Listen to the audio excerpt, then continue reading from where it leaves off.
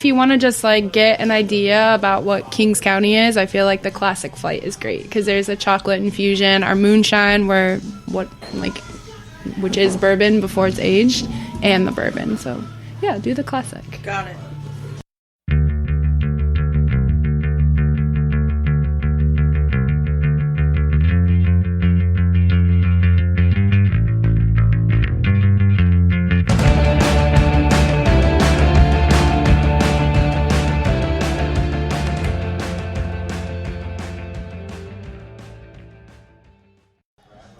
Okay, so Cammie, Kenna. Do you know my daughter's name is McKenna? No, cute. Yeah. Nice. I was like, oh, that's going to be easy to remember. All right, let's get started. How are you? Good. A little chilly, but yeah, good. it is kind of chilly. I don't know actually what the temperature is outside, but I walked outside this morning and I was like, holy crapola. It is cold as fuck. And we were just blocks away from the subway, and halfway there, I was like, "Oh my god, are we almost there? Are we almost there?" She warned me. We started to leave, and she was like, "Do you have gloves? Do you have a scarf? Do you have a hat?" I'm like, "Oh no, I'll be fine. I'll be fine." No. 2 blocks down the road, I'm like, "Oh my god!" I lived in Indianapolis for 12 years. Like, Okay. I mean, it's cold there, and it snows, and it can be bitter cold, but I've been away for 15 years. So Yeah, you're all adjusted to California weather. Totally. And I was like, oh, it gets cold in Petaluma. Our temperature differentials during a day could be 30 degrees. Mm-hmm. So we could wake up and it's always in the 30s, maybe the 40s if we're lucky. And then in the afternoons, especially in the summer, it can get up to 80 or 90 degrees. But it's never like, I don't know, it feels like it's like 4 degrees outside. Oh yeah, I think it's negative. I think Really? it was 27 when I left the house. You rode your bike here. Yeah. Because when I'm in my house, it's like a sauna. It's really warm, and I have no concept for how cold it is. And I'm already walking out with my bike, and I've already committed to it. So I'm like, this is what I'm doing. But once you get pedaling and moving, it was... Do you cover your face? Like No, from the I wind? need to. From the wind? Yeah, it felt like an ice cream headache the entire time riding. Yes. But And how otherwise far good. did you have to ride? Oh, I don't know. Like first 20 minutes and then another 20 minutes. So a little brisk 40-minute ride. My God, you're a hero. I don't know if I actually officially introduced you. This is Cammie Kenna, and I'm so happy to finally meet you in person. Like, we got connected through Sal Chavez, who was on our mezcal tasting episode. I changed the name after I'd published it, and so now I should go back. I don't remember the name of the episode, but it was like Mezcal and Michoacan or something like that. Yeah. It's the only episode I've ever done in which I changed the title, and it was because Danny was like, I'm not super stoked about the title because Sal told a story about like when he started the brand, and he was like, I read an article, and I can't remember what the newspaper is right now off the top of my head. And it was making a joke about the worm. Oh, mezcal worms its way into America or something like that. And I laughed because, that's the joke about mezcal, right? Is like the worm or whatever. Yeah. So I tried to do a play off of that in the title, and I wasn't trying to be dorky. I was like playing off an exact quote that came from him. Danny's like, I don't like the title. That's so funny. Like, all right, whatever. So. But anyway. props for using worms as a verb. Yes, right? Anyway, so welcome. Thank you. Thanks for having me. I know, I'm happy to have you. Also, I'm just going to say this out loud. My best production assistant ever, Catherine, who didn't really sign up to be a production assistant, but I forced it on her, is serving us a flight of spirits, right? From Kings County. Yep. Is it King or Kings? Kings County. Kings County Distillery, which is where we're sitting. Most people will kind of hear the stuff in the background, which I love. You're the expert here, okay? So I'm going to let you tell me, A, which direction to go. Totally. and B, what I'm actually drinking. Totally. So the first cup you have here is the moonshine. So moonshine is the distillate that comes off the still before it goes into the barrels. In most cases, it's not something that you would really want to drink because bourbon gets a lot of its pizzazz from barrel aging. But our moonshine is really delicious and is actually kind of the origin story of Kings County Distillery. There were actually moonshining here in Brooklyn, so distilling illegally, a unaged whiskey, or moonshine. And so this is kind of how it all began. So that's the first one. Okay. The second one is the bourbon. So that's the moonshine that's been aged a minimum of 2 years in new American oak barrels. And then the last one that you have here is our chocolate infusion. Oh. And so that is the moonshine that's been infused with cacao husks from Rocca chocolate that's here in Brooklyn. And that's something that I help with. I do work here a little bit. And I help in the distillery creating this chocolate and some other infusions. There was a spice whiskey that I worked on and this chocolate. Okay. So I just took a sip of the moonshine, which was great. I'm a little blown away by it because the only other moonshine I've tried was somewhere in the Midwest when I was out there, and it was in a jar, like a jug like that somebody had like made in their barn or something like that, and it wanted to make me die. Like I just wanted to die. Like this is very nice for moonshine, right? Catherine's taking photos. All right, and Catherine, you can try these also. She's like in the background going, it's live. Stop being a dork. Okay. And so this one here is the bourbon. Yes. And just bourbon, nothing. Not that it's just. How long has Kings County Distillery been here? Look I've had one sip of moonshine and I can't even speak. So Kings County has been here. Let's see. They moved into the Navy Yards, I want to say 9 years ago, and opened up this bar 4 years ago. Okay. But they are New York's oldest whiskey distillery. That's what I read. And if that sounds kind of crazy, it's because it is.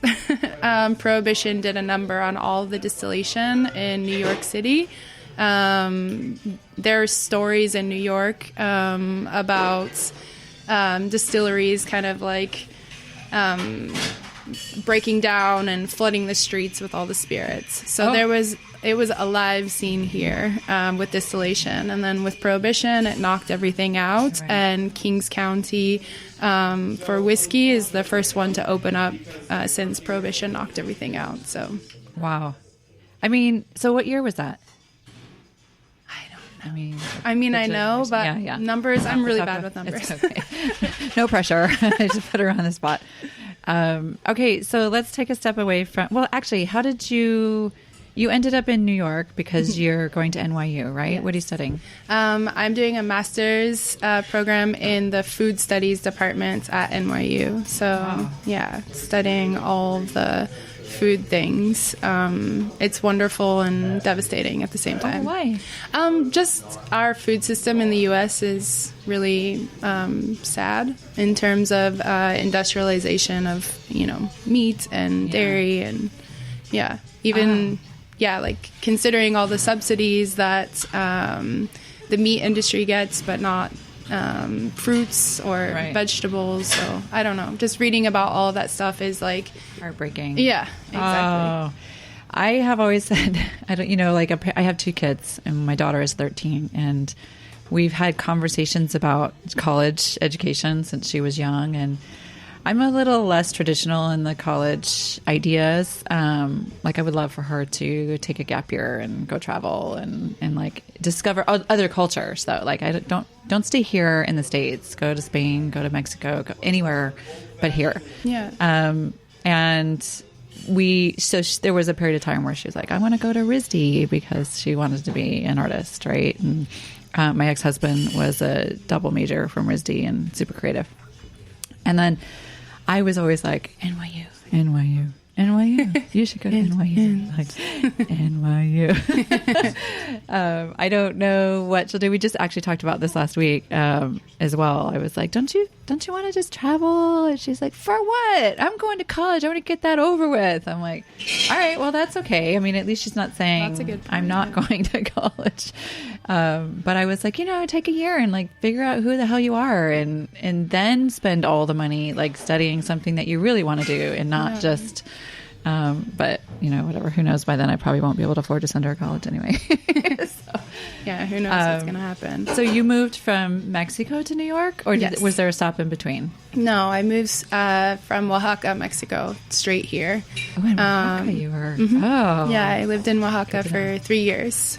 And what were you doing down there? Working for a tequila and mezcal tour company, working for Puente Internacional, just remotely, exploring everything mezcal and rum related, eating tlayudas, just like basking in Oaxaca. It's a lovely place to live. Yeah. I have been, like everybody jokes because I'm always like, where's the next part of Mexico that I'm going and when I'm going to go? In fact, this week I'm here in New York, but originally I had taken this week, like marked it off on the calendar because I was going to go to Mexico.